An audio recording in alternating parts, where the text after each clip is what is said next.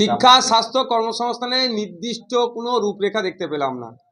দেশের স্বাস্থ্য ব্যবস্থা কোন জায়গায় দাঁড়িয়ে আছে কোভিড কালে আমরা দেখতে পেয়েছি, কিভাবে আমরা সাফার করেছি।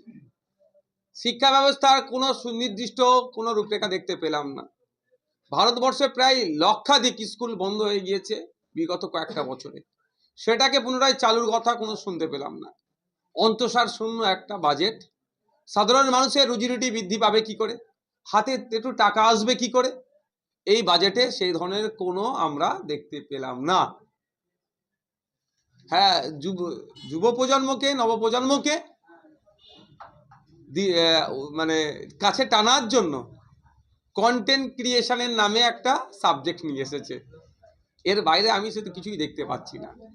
শুধুমাত্র এই বাজেট ঋণের উপরে নির্ভর করছে। আপনারাই তো বলেন যে বাচ্চাদের হাতে ফোন তুলে দেবেন না, পড়াশোনা করে, সেখানে স্কুল কলেজে কন্টেন্ট ক্রিয়েটর ল্যাব না, একটা নির্দিষ্ট লেভেল পর্যন্ত এজের ব্যাপার থাকে।